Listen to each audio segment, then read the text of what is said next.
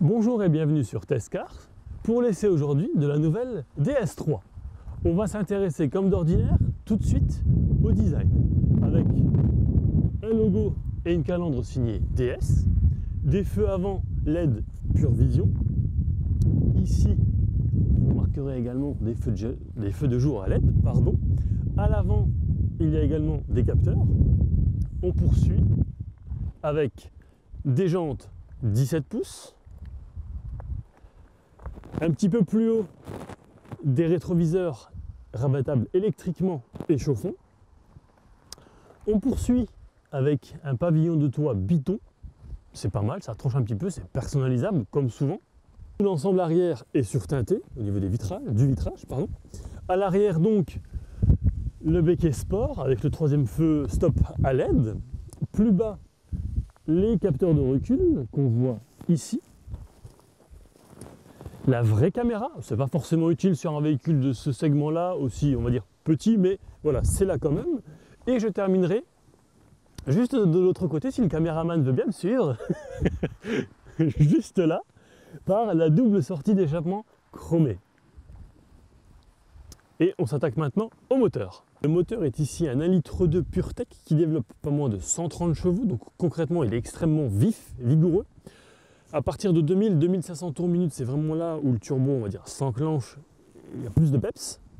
Au niveau consommation, on est entre 6 litres et 6 litres 5 au 100 km. À savoir que c'est une boîte 6 manuelle équipée également du stop and start. Les sièges avant sont sport, maintiennent très bien, surtout lors de prise de virage assez rapidement. A noter que le siège passager est quant à lui réglable en hauteur. On poursuit un petit peu plus bas avec un pédalier et un repose-pied en aluminium, avec un volant en cuir pleine fleur, perforé avec surpiqûre gris zéphyr. Concrètement, il ne dispose d'aucune commande, c'est pas plus mal, et alors la prise en main, elle est tout simplement exceptionnelle. Je ne sais pas si Sébastien y est pour quelque chose, mais franchement, je me serais bien vu faire du rallye avec. Parce que le moteur le permet, la prise en main du volant est exceptionnelle et la boîte répond bien. En un mot, c'est impeccable, le volant vraiment nickel. Et vous remarquerez également, ici, au niveau de la planche de bord, c'est de la même couleur que le toit. C'est sympathique, c'est un petit rappel sympa. La commande du parfumeur d'ambiance se situe ici, et concrètement, lorsque je suis arrivé dans le véhicule, ça m'a un petit peu surpris, mais franchement, je ne sais pas ce que toi tu en penses, mais c'est franchement agréable. On poursuit avec un écran tactile de 7 pouces, avec notamment le téléphone en Bluetooth.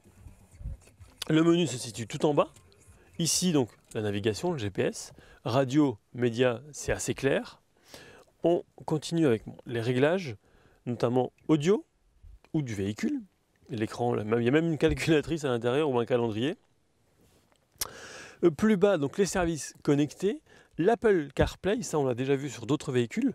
On branche par exemple son téléphone et ça permet de reprendre les menus sur l'écran ici, les menus du téléphone. On poursuit avec conduite, donc là c'est les statistiques du trajet, la consommation mixte, l'autonomie et le nombre de kilomètres qu'on a déjà parcouru et la vitesse moyenne. En dessous de l'écran, les commandes de clim automatique. Plus bas, un tout petit rangement, c'est d'ailleurs vraiment pas énorme. Et en dessous, il y a notamment les commandes des menus, du volume ou encore du bouton d'urgence. Ce que j'ai noté surtout, c'est ça. Ça, c'est un petit truc, un détail de finition qui franchement n'est pas terrible. Et qui rejoint la même chose que lorsqu'on le roule et qu'il y a la vitre conducteur ouverte à moitié, il y a des petits claquements par moment. C'est pas terrible, surtout sur un véhicule affiché à 22 900 € dans cette configuration. On poursuit avec l'accessibilité à l'arrière. Si un enfant n'aura évidemment aucun mal à s'installer à l'arrière, on va voir un adulte pour rentrer nickel. Bon, par contre, il va falloir peut-être que le conducteur soit moins grand que moi. Au niveau de la tête, ça va. Au niveau des jambes, ça passe juste. Et évidemment, elle touche le dossier du siège conducteur. On s'attache. On essaie de s'attacher, voilà. Il y a aussi une poignée, je ne sais pas si, non, vous ne la verrez peut-être pas. Il y a une poignée en fait pour s'accrocher à l'arrière, c'est pas mal. Donc je répète, au niveau de la tête, ça va. Au niveau des jambes, par contre, il va falloir avancer le siège à l'avant. Est-ce qu'on sort ou est-ce qu'on s'extrait de cette nouvelle DS3? On va voir. On sort.